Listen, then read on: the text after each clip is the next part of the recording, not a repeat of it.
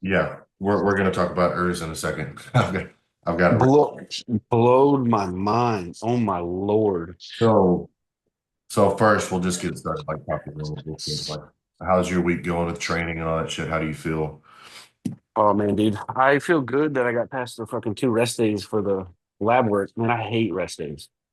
Hey, All and that was you said everything checked out. Your blood work was good, right?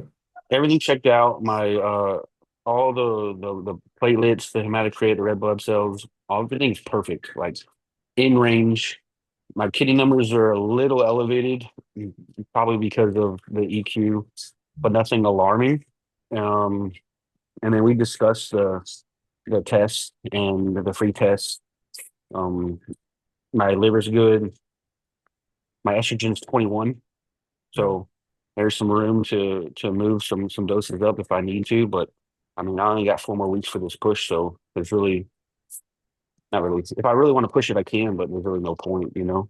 It's You think you're just gonna ride that out? I think so. I mean, I could up and just maybe add like a little bit more test or just switch the ratio of EQ and test. So pull it down maybe 200 and go up 200 a test. Just to see if I can put a little bit more weight on or. But I feel great. I feel strong. I feel you know I don't really see any need to do anything crazy different. This It's is one of those scenarios where people, when I talk to certain people, and I had somebody on my live yesterday that said, what was the dose? 600 tests or 800 tests or something pretty decently high. And 200 primo had their estradiol at like 9. And they said not it's not aromatized very much, so they can't use EQ or primo. And I was like, I don't want to cross those off the list. These right. are great compounds. So maybe in this scenario, this person would be a decent candidate to adding a nandrolone or even a depot because you can encourage more estrogen conversion there Yeah. and maybe get away with like a low dose and hold a decent body composition, but Yeah. you still reap the benefits of the EQ or the primo. So I mean, what would you think about that type of person taking mints or trying? that would be another one. Yeah. I don't know if I would ever touch it just Yeah. because I'm not that extreme with my estrogen, but it might be an option for someone like that if, he doesn't react well to nandrones, he gets a lot of anxiety and a lot of water weight or something. That's a good point because I don't know, I don't have any personal experience with mint either with Trestolone, but somebody who maybe does have previous experience and then also knows they don't respond well to nandrolones, Yeah. that would be a potential option. And especially if in this scenario, this person isn't hyper concerned with their fertility. Yeah. That's another thing. So that's the caveat there. But dude, so I had legs today and I did a little experiment for my leg day today. I posted about it. I just decided, you know what, it's one of those days where I was like, you know what, just send it. I need to look at leg section. So I don't have any like injectable anadrol or anything like that on hand, but I went ahead and did right now I'm running the MOTS-C, trial, Yeah. milligrams. I took my Glow blend, which I always say, it just happens to be pre-workout, not for any specific reason. Um, but today I went ahead and just put it straight into the patella tendon. Oh, So really? I just felt around for it and I was like, it's right there. I can tell where the pressure is. I can tell where the tendon kind of my finger will fold over it or whatever. Yeah. So I just went straight into it. There's a little bit of pressure, but it wasn't as bad as I thought it might be. So I might do that for a couple days and see if I get an enhanced, recovery from this tendonitis crap. But then I did the MOTS-C and I went ahead and I got more SLU and 5 amino on MQ. So I did SLU. I did 5 amino. Um, Yeah. and then I did methylene blue, which I always do. And I forgot to even say this one on the video, but then I did cardarine. So I did all of this pre-workout and my Yeah. Yeah. C-Max nasal spray. And I will say this, as far as like a deep off season goes, like you're motivated, you're strong as hell, but there's some days you're just lethargic. Oh, yeah. It's just like I can Yeah. knock off at any time of the day. Yeah. Yeah. And today I was like, you know what, I'm gonna see if it can actually drive, do something for me because I'm not a big I'm not going to go pound, 400 milligrams of caffeine. That's counterproductive for me as far Yeah, as vasodilation goes. So I would rather do something like this and see if I get a drive, like a mental drive and a energy, standpoint. And it did. yeah, So this is definitely not something I would tell people to do on a regular basis. yeah, Combining these things, not that they would be detrimental for here and there scenario, but that it's a little bit overkill. But yeah. today, for the hell of it, I was like, let's fucking try it. And I had a Did great you did you feel more energy or did you feel more like mental focus from it? both. Well, Both. the Samax. Have you taken Samax before? No. Oh yeah. So We talked about it. I'm a big fan, and I'm using the nasal spray right now. So it gave me like a really good, it always does, this mental boost. Yeah, So I just felt a little bit more locked in. And when you take like we take, pre-workout product, not pre-workouts, but like we take a lot of intra-workout products. A lot of those will have nootropics in them. But yeah.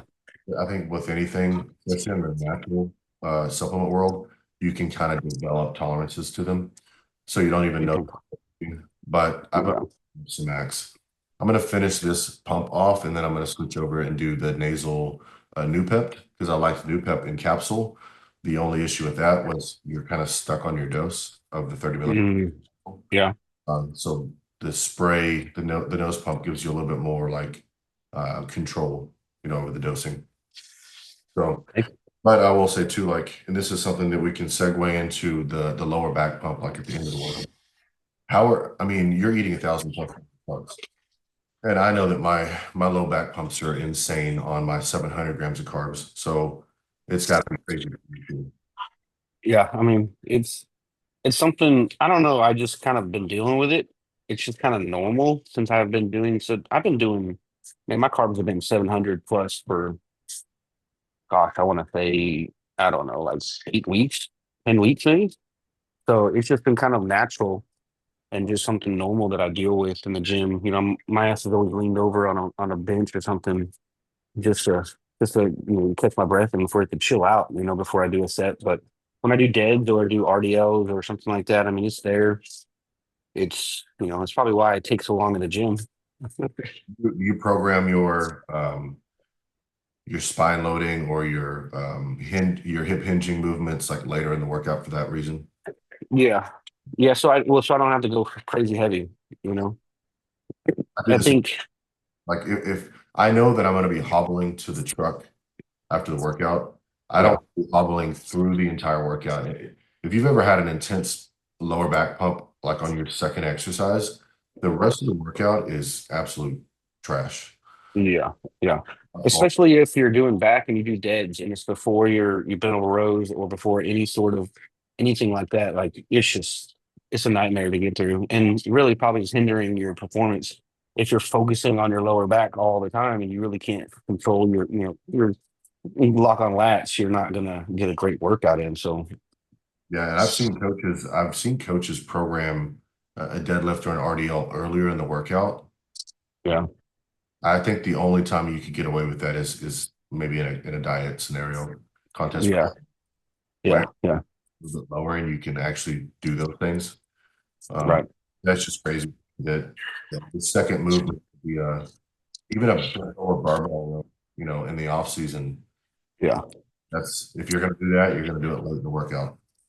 Yeah, and the thing is this those coaches are just obsessed with the Yep. progressive overload weight stuff, like they don't want you to waste energy on accessory movements or warming up and they want you to just go straight in. It's like that's great and all in the very beginning when you first start developing strength, but once you start actually, you're pushing food and you're getting a lower back pump and you're getting really, really strong, the risk versus reward just goes down the drain. You really just need to start looking at training differently and being smarter, or you're gonna have hernias and mess your back up, or you know something's gonna pop, something's gonna give.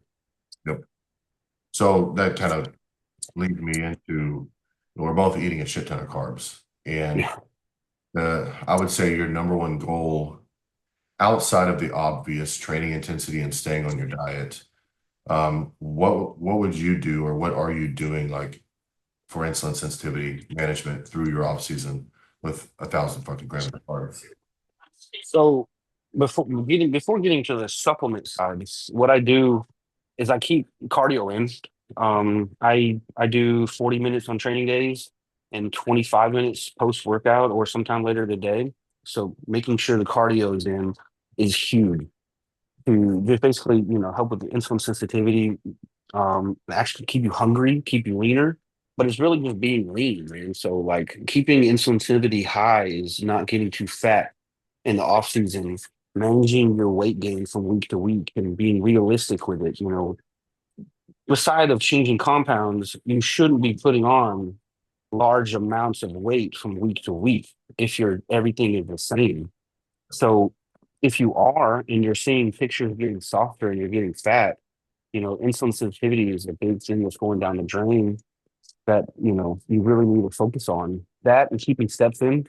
I can't express steps are so important. I mean, I push steps up to 15,000, sometimes 20,000 if I'm really like pushing food just to one helps with digestion, but it helps with insulin sensitivity big time.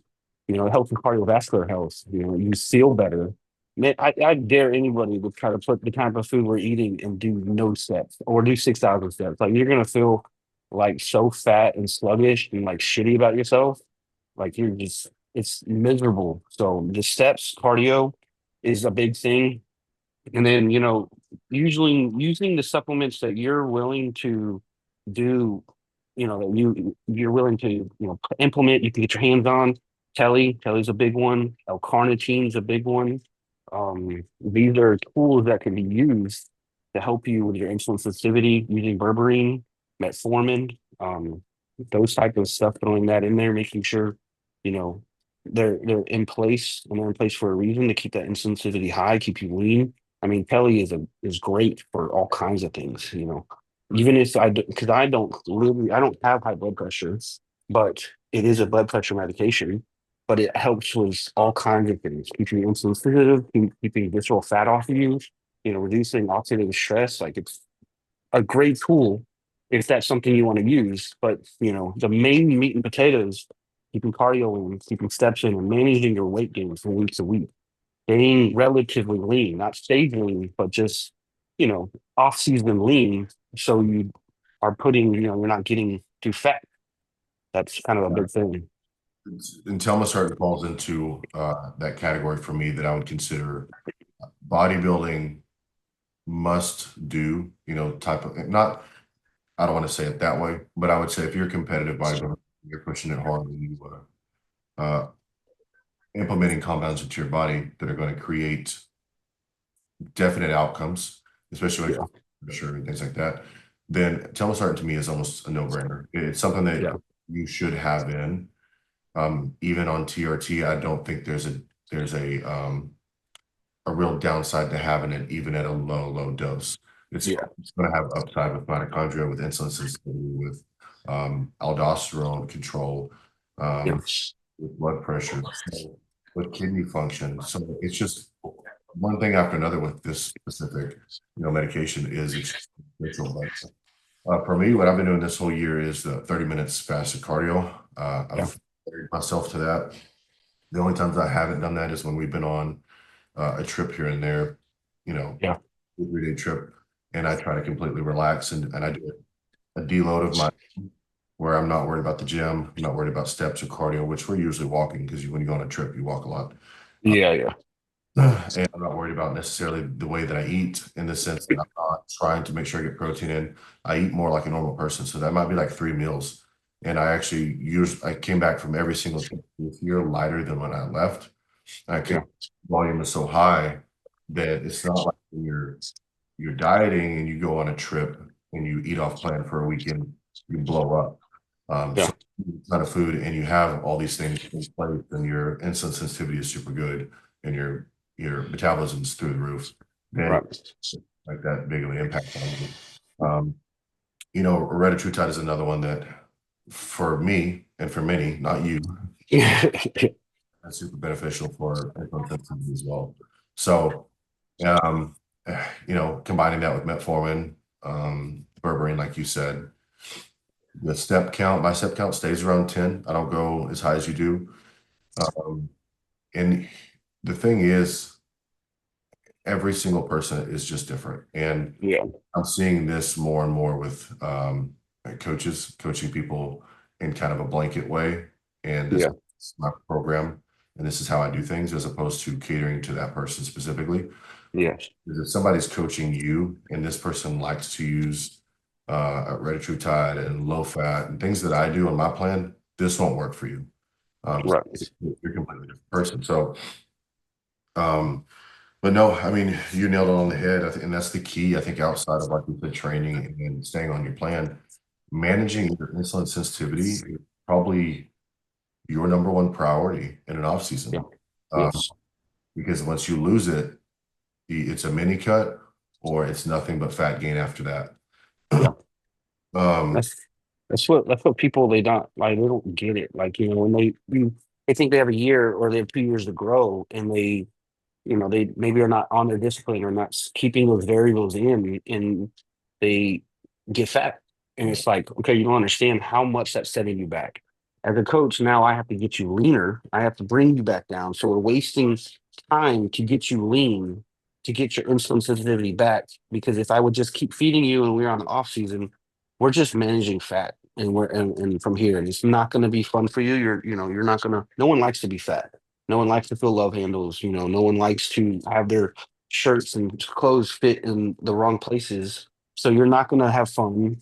And on top of that, the progress to be made on stage, it's going to hinder you. You have to get lean again. And that's like what, 6 to 8 weeks that we got to get you lean. And then that could be 6 to 8 weeks that we're pushing again. Or, we push and then, you don't have to do a little cut phase. You can continue to stack push phases.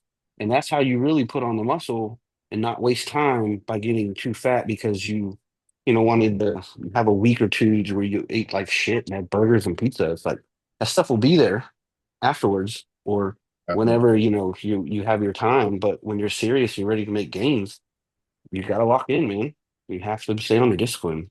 this conversation came up in my group, um, where one of the guys was, into a deep deficit, not deep deficit, but he was eating 1,700 calories. So he was in deficit for a guy for sure. And he'd been Yeah. eating for a while, and he wanted to know basically when he comes out of that, does he immediately go back up to a surplus of, let's say, 2,300 calories or whatever his example was? And I would like to say that that's what would work, but the reality is the situation of your metabolism at the 1,700 calories is not going to be the same as it previously might have been at 2,300. So you have to Yeah. crawl your way back up. Yes.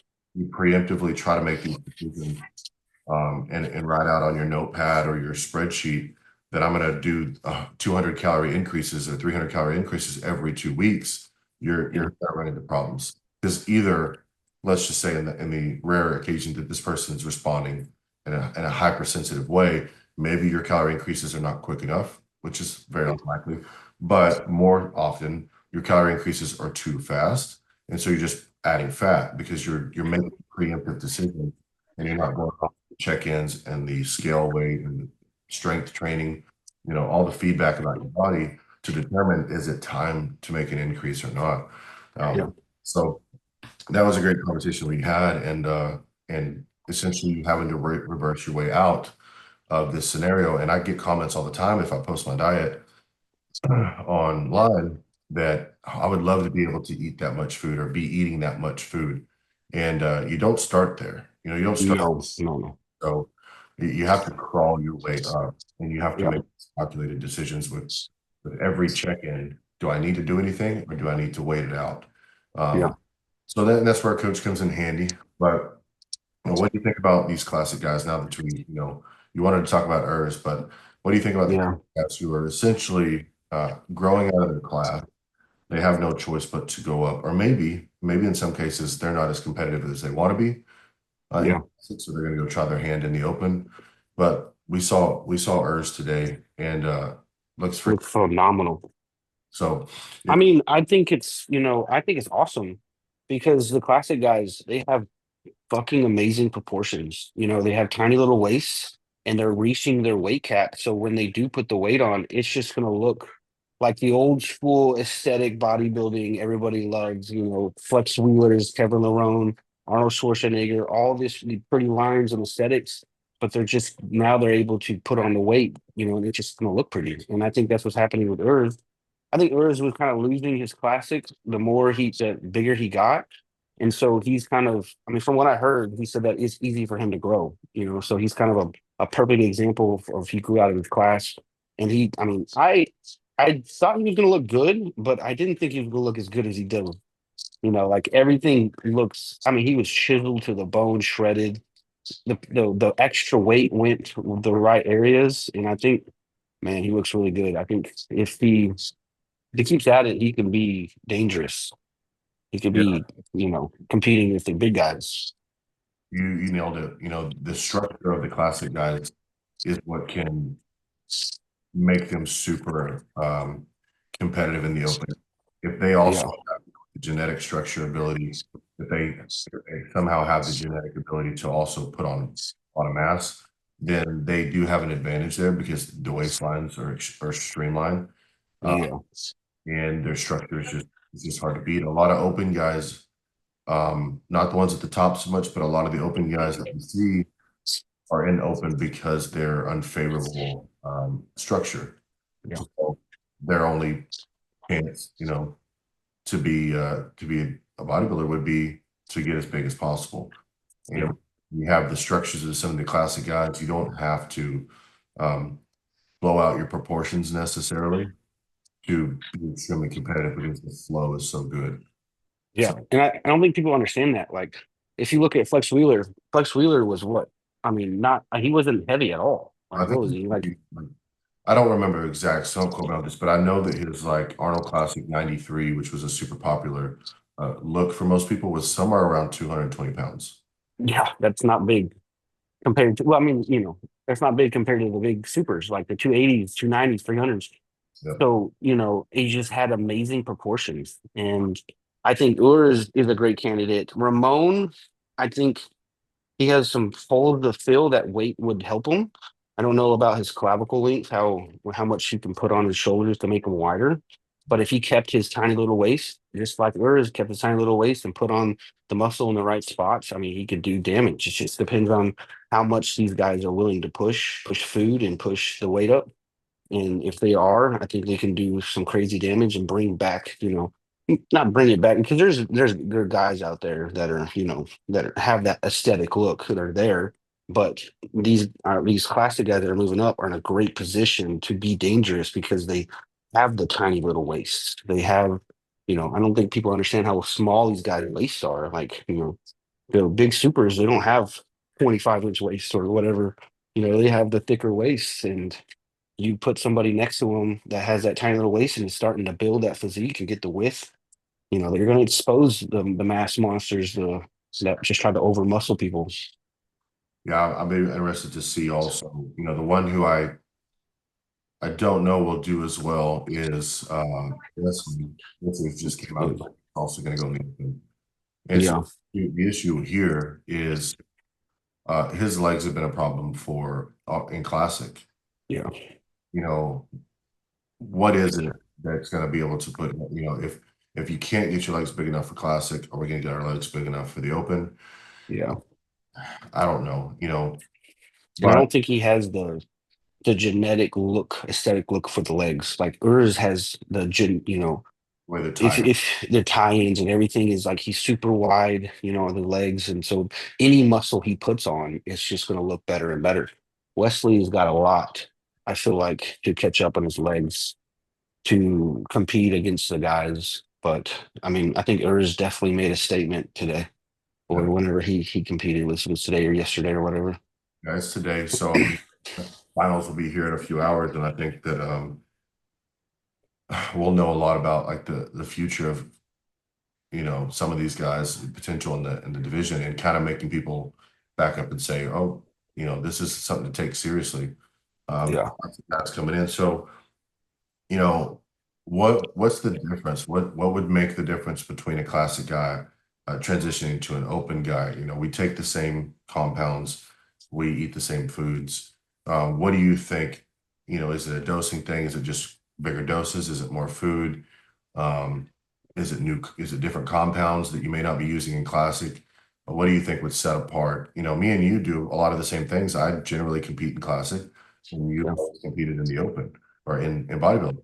So, and yeah, we're on the regional level, the amateur level. We're both nationally qualified, but on a pro level, what helps somebody go from classic to the open?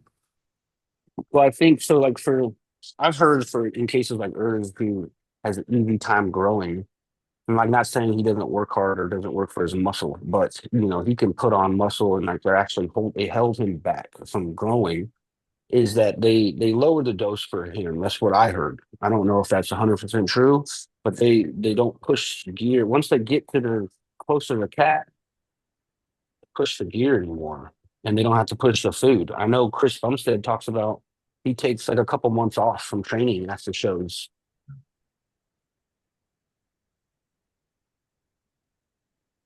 some time off, but they're pushing. They're constantly pushing, and I never really saw Chris Bumstead like have to eat 7,200 calories or stuff like that. So I think it's a combination of food and willing to push further. With your genetics and what you can develop with the muscle that you can, how far you're willing to push the gears. Chris Bumstead had his little, his what was it, autoimmune disorder or whatever.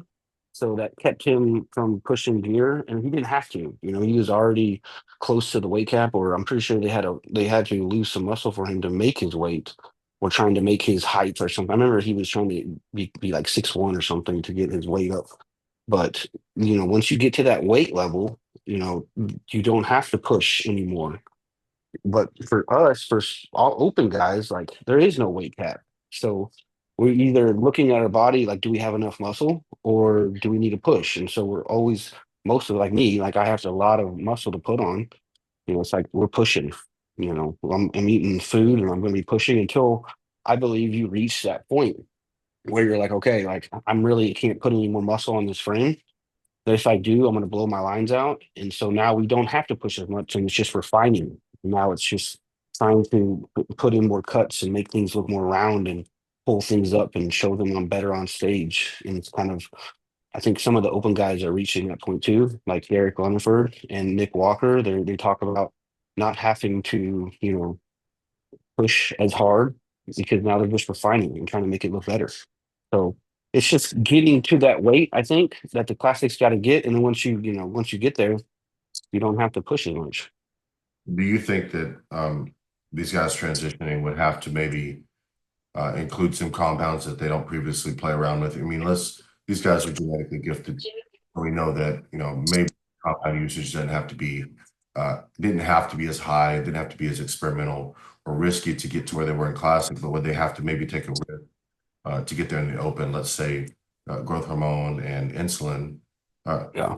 they're probably using growth hormone, but let's say that they need to incorporate some insulin to help push food. They're going to have to take some extra steps while trying to maintain, the streamlined look.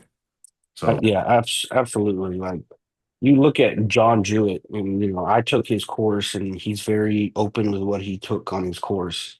And he talks about when he was 212, his gear protocol and everything he was taking was not where it is now. Now that he's open, he's really had to push his limits and push compounds, and take that risk because you want to get in the open. And I definitely believe they're going to have to push some things they may not want to push or have never pushed, or push the dose up, add in some things. So, like some insulin and stuff to get the food up so they can, push their weight up, get to put the muscle on. yeah, I've had to myself, and not had to, but I wanted to. I kind of suspected over the past few years, the way my off seasons would go, that there was always a threshold in the off season where things started to turn worse for me and insulin sensitivity started to go. And it didn't matter how on top of my shit I was. And I, kind of always came to this conclusion that maybe there's some, pancreatic insufficiency there. Maybe I just can't handle a lot of food Yeah. going, south for me. So I took it, this year I was like, I needed to play around with some things that I had theories about and had previously done myself. And And one of the things that commonly circulates in bodybuilding is that, the use of Lantus would always be reactionary to high blood sugars. So you're Right. pushing through an off season and food's super high and you start to have some blood sugar readings. And then your coach says, well, let's go ahead and put some Lantus in to manage that. And Right. I always felt like that's very reactionary, and that's usually not a good thing. Yeah. You've already lost sensitivity, whether that be at the pancreas, at the beta cells, the pancreas are being burnt out, or you lost it at the muscle receptor site. Something's going on, and maybe it would be best used more prophylactically ahead of this burnout situation. And so that's Yeah. exactly what I, have been experimenting with myself. And, we can go check our blood work and see what our, fasting insulin is naturally still, and kind of compare that with, are we still having good function of our own pancreas while we're using the Lantus? And that answer for me all year has been yes. So it, Yeah. it seems that my pancreas is functioning just fine. But at a certain threshold, a certain carb amount, it seemed like it was beneficial to throw in and use the Lantus to help me assist with the carbs that would be above what my body would naturally be able to handle well. And if Yeah. it and it's been able to keep my A1C is 5.2 as of 2 weeks ago, which in bodybuilding standards, we got a much tighter standard that we want to live by. Hmm. A whole year of pushing food, almost a whole year of pushing food, and I'm just now, at a 5.2, which has been lower. It's been lower than that all year. Um, Yeah. this signifies to me that I have good insulin control. I have good blood sugar control, and I'm not losing the reins. And the physique, goes with it. Body fat levels are staying controlled. Yeah. Uh, it seems to me, at least in my experience, that this has been extremely beneficial to me to be proactive about the insulin use, as opposed to reactive to a situation that's already gone bad. So helping prevent this pancreatic burnout as opposed to responding to it later. Um, Yeah. and I think that would go against a lot of what a lot of coaches would say. And Oh yeah. neither one of us are afraid to challenge what is common and what's commonly believed or preached in the community. We'll definitely challenge it. We'll trial and error everything. And so that's exactly what I wanted to do. And it's turned out exactly like I thought it might, because I have a better situation using it this way. So Yeah. it just goes to tell you that even the people that we look up to and aspire to be like the most don't know everything about everything, and you're going to have to sometimes experiment and deviate a little bit and play with it to figure out Yeah. what works. So 100%, man. Like not going to name any coaches, but there's a lot of them that are stuck in their ways, and I think that was a big thing why I was so pumped to do things on my own, and you do things, and we're doing like kind of like this together, this little experimenting of stuff, because everything once was an experiment, you know, and when these coaches, all they know is what they know, and they're only going to be stuck in their ways. But how do they know, you know, that if you never, preloaded insulin Lantus into an off season, how can they know that's wrong if you never tried it? How could you know? I mean, even in my J3 university, John Jewett talks about giving girls T4 from the start of prep without any symptoms, with thyroid being perfectly fine. He talked about giving them T4 because he knows T4 is, their thyroid is going to go down no matter what. So why not keep? Well, it's the same thing with insulin. It's like, why not, have things in place, keeping insulin sensitivity a priority, taking, stress off your pancreas when you're going to push and you're going to be in off season. It makes it smart. So, but someone's got to try it. And so we tried it and things are working. So it's like, not saying they're wrong, but it's like, someone needs to experiment and needs to go this so they can teach and further advance people and further help people. yeah, and I think the fear there was using the exogenous insulin with the suppress endogenous production. And it doesn't really seem like this suppression happens in any other realm outside of sex hormones, testosterone, and things like that, Yeah. where Yeah. if you shut down your HPA, it may not ever come back. So it doesn't seem like that's the case when you have growth hormone usage for years at times. You can come off of it and growth hormone production will return to normal levels, or you could use a growth hormone releasing peptide to return to normal levels. And it doesn't seem like it's affecting my pancreas. Thyroid would be the same way, unless Yeah, I have a thyroid-related disease. But we've all used T4 and T3 to control things at certain times of the year, and it's come back to baseline on its own with diet and things like that. right. The blood work will tell you pretty much everything you need to know. Yeah. Yeah, and let's not like get anybody mixed up. Like we're not starting an off like when we start an off season, we're not like, okay, we're starting at 300 carbs, we're throwing insulin in. No, no, no, no. Like we know what our body can deal with naturally without any insulin, how many carbs, and then once we are pushing carbs above that, Yep. then that's when the Lances may come in, and we're strictly monitoring blood glucose, fasting glucose in the morning, and we are on our labs. So it's not like as soon as we start off season 20 IUs. No, no, no, no, that's not it.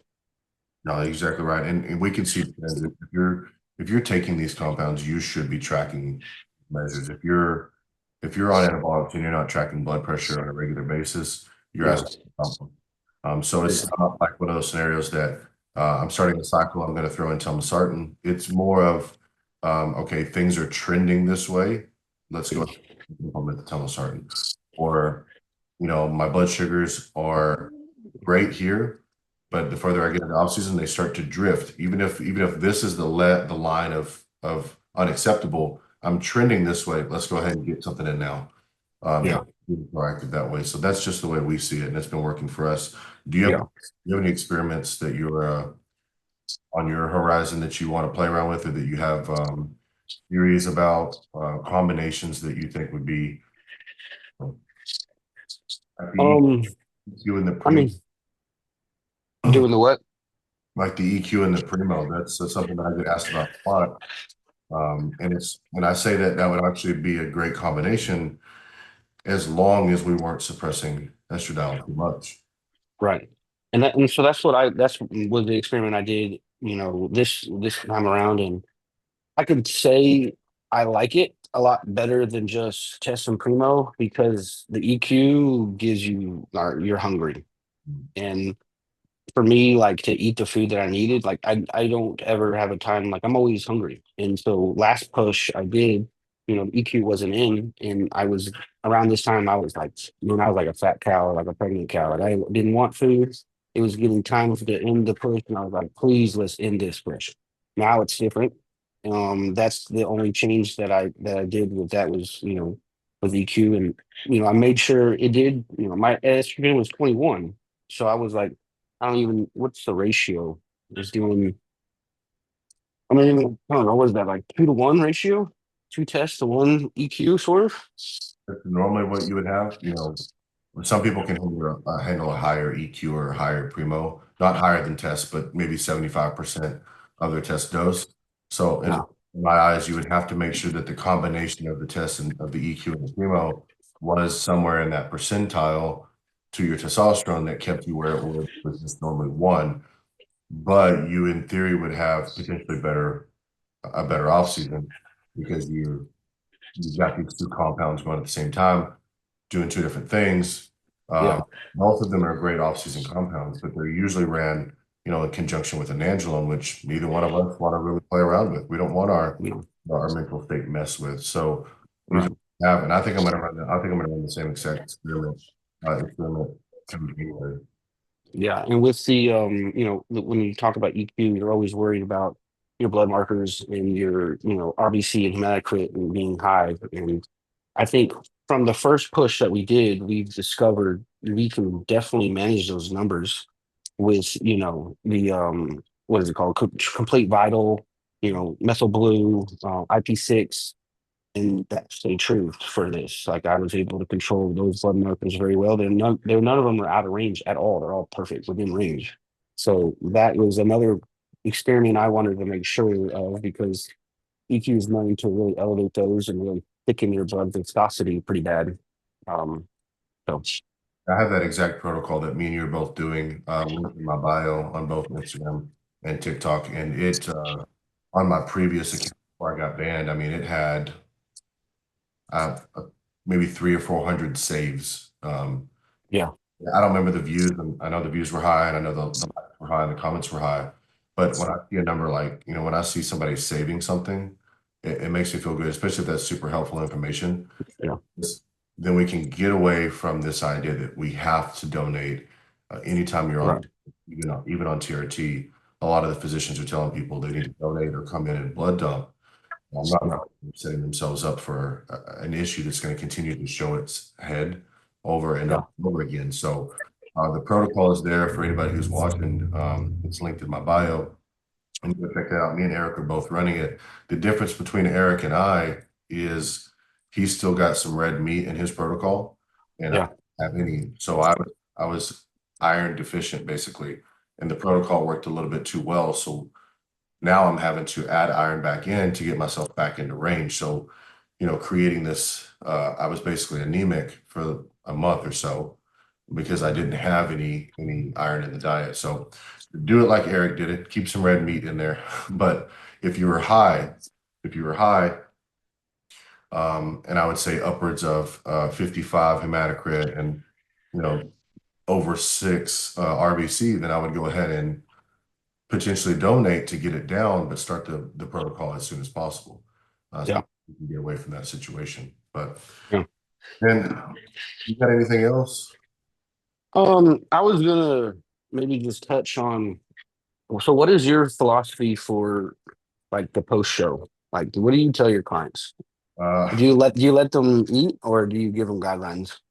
so for me, as we've been friends for a long time, and we have our coaching team together. I coach probably 80% women, and most of my prep clients have also been women. And Yeah, I think that for them, it's usually a different mindset. You really have to deal with the psychology of the person. yeah, And for the ladies, it's essential for everybody to get back on plan. But when I tell you that it's a mind game to control them, for the following weeks after, and they tend to have bigger like post-show blues than men do. yeah, yeah, Even if they see themselves fading by 1%, it's not like guys where we have a shitty meal. We go to the gym, post show, like it's Monday after the show. We eat like shit all day Sunday. We got a huge pump. We feel awesome. Um, we haven't seen the negative effects of going off plan yet. Whereas the ladies, they cheat on the Sunday, they're up 10 pounds. They're a complete mess come Monday. yeah, yeah, yeah. They're sobbing their eyes out, and they're probably trying to do 3 hours of cardio to get the weight off. So it's a different psychology, but I would say in the scenario of a male athlete, it is an opportunity for us to grow out of the show, assuming that blood work is good. So Yeah, that would be the scenario. That would be the determining factor on me is, hey, let's get blood work like midweek, like Wednesday after the show. You've had your yeah, Sunday, you can eat whatever you want on Sunday. I'm not super worried about it. Just make sure you stay hydrated, get some activity, and walk around. Monday, back on the plan. And yeah, by Wednesday, I would like to have you do some blood work. So then we can see what was the total damage, and is it something we need to go ahead and address now, get into a health phase, clean things up before we start the off season, or can we, seize this opportunity with super high insulin sensitivity and grow a little bit and, maybe push a growing phase for 6 to 8 weeks, take advantage of it. But for the ladies, they don't necessarily have a health phase like we do. So yeah, all you're managing there for them is just the mind, trying to keep them, slowly crawling back up to a good hormone place where they can get their cycle back. yeah. But also not letting it happen so fast that they lose their mind and their sanity and they never want to compete again. Yeah, yeah, yeah.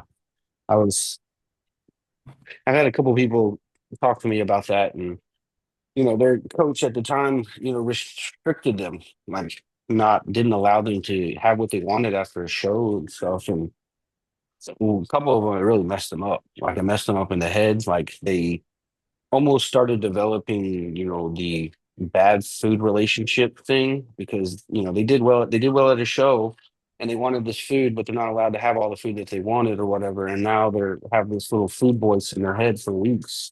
How Yeah, they just want to pick out and eat the food that they work hard for, but then it's been told to them that it's bad, and so they just kind of spiral down.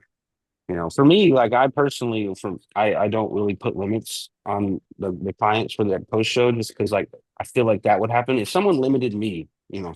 I'm not the greatest one to look at after a show because I just eat whatever I want, whatever I can get, and I do stay pretty lean afterwards. I think that's just my body or whatever. So if someone were to tell me, hey, you can't have donuts or you need to stop eating, like donuts are going to be on my mind for weeks. yeah. You're referring specifically to the Sunday after the show. Yeah. And that day, I tell people enjoy yourself. But like I said, walk, stay extremely Yeah. hungry. And to be honest, especially with the ladies who are not eating that much food going in, um, hopefully this is not the case for your client that their calories are super low. You would never want that to happen. But they're often low enough so that Yeah. when Sunday comes around and they start eating everything right, I warn them, you are going to get so sick if you do that. Yeah. So have all the things that you want, but have a few bites of them. Or if you want donuts, have a couple donuts, not eight. Yeah. So like don't go from one place to the next place shoveling in all the shit you've thought about for the last 12. Yeah. Have Yeah. a few bites of everything throughout the day. And then otherwise you are going to hate your life. Yeah. And Yeah. it never fails. It never fails. I get a text message on Sunday after a show. I'm so miserable. Why did I told you? I told you. Yeah. Yeah. Yeah. That's all I got for today, and this has been a good one too. So hopefully everybody likes it. We talked a lot of, bodybuilding competitive shit on this one. So, Yeah. Yeah. but yeah, go follow Eric on TikTok and Instagram. Lift till I'm dead. Yep. And you can go follow me if you don't already. Bearded Muscle, either bearded underscore muscle or bearded dot muscle, depending on if it's TikTok or Instagram. But we'll have another one up next week. So you guys have a good one. See you later. Yeah. See ya.